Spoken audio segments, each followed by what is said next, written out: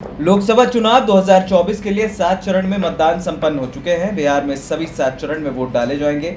मतदान के अंतिम चरण के बाद कई एजेंसियों की तरफ से एग्जिट पोल लाए गए हैं। तमाम एग्जिट पोल में जहां देश भर में एक बार फिर एनडीए की जीत की बात कही गई है, वहीं बिहार में एनडीए की सीटों में गिरावट की बात कही गई है। तमाम एग्जिट पोल एनडीए की सीटों में 4 से लेकर 12 सीटों के नुकसान की बात कर रहे हैं। साथ ही कुछ एग्जिट पोल्स में जेडीयू से अधिक नुकसान की बात भी कही गई है। मैट्रिक्स के एग्जिट पोल के अनुसार बिहार में जनता दल यूनाइटेड यानी जेडीयू को 13 सीटों पर जीत मिलने की संभावना है। पिछले चुनाव में बिहार में नीतीश कुमार की पार्टी को 16 सीटों पर जीत मिली थी। इस चुनाव में जेडीयू को 3 सीटों का नुकसान हो सकता है। साथ ही वोट प्रतिशत में भी गिरावट की संभावना जताई गई है। जेडीयू को पिछले चुनाव में 22.3% वोट मिले थे, वहीं इस चुनाव में 21.2% वोट मिलने की संभावना जताई गई है। हालांकि बता दें कि पिछले चुनाव की तुलना में इस चुनाव में जेडीयू एक सीट कम लड़ रही है। ऐसे में वोट प्रतिशत में गिरावट का एक आधार इसे भी माना जा सकता है। साल 2020 में हुए विधानसभा चुनाव के बाद से इस बात की चर्चा लगातार हो रही है कि बिहार में नीतीश कुमार की पकड़ कमजोर हुई है। विधानसभा चुनाव में नीतीश कुमार की पार्टी को महज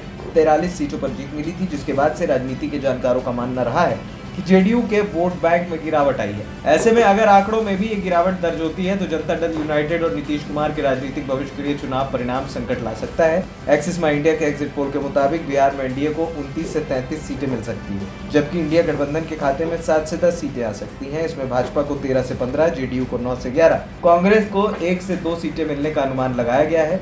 रामविलास पासवान की पार्टी यानी लोजपा के खाते में 5 सीटें मिलने की बात कही गई है। एग्जिट पोल दरअसल एक अनुमान है। परिणाम का पता 4 जून को मतगणना के बाद ही चल सकेगा। एनडीए चुनाव में 40 सीटों पर जीत के लक्ष्य के साथ चुनावी मैदान में उतरी थी। सभी चरण के मतदान संपन्न होने के बाद भी एनडीए के नेता 40 सीट पर जीत का दावा कर रहे हैं। इस चुनाव में बिहार में एनडीए में भाजपा, जेडीयू, लोजपा, जीतन राम मांझी की पार्टी हिंदुस्तानी अवाम मोर्चा और उपेंद्र कुशवाहा की राष्ट्रीय लोक मोर्चा शामिल है। बिहार की 40 लोकसभा सीटों में भाजपा 17, जेडीयू 16, एलजेपी 5 और जीतन राम मांझी और उपेंद्र कुशवाहा की पार्टी को 1-1 सीटें दी गई थी। दूसरी ओर महागठबंधन में आरजेडी 26, कांग्रेस 9 और वामपंथी दलों के बीच 5 सीटों पर चुनाव लड़ा गया था।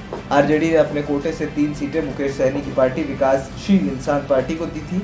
मुकेश सहनी की पार्टी ने गोपालगंज, झंझारपुर और मोतिहारी में अपने उम्मीदवार उतारे। बता दें कि पिछले चुनाव यानी 2019 में एनडीए ने 39 सीटों पर जीत दर्ज की थी, जबकि कांग्रेस को 1 सीट मिली थी। आरजेडी का खाता भी नहीं खुला था। एएनपी टाइम्स की रिपोर्ट।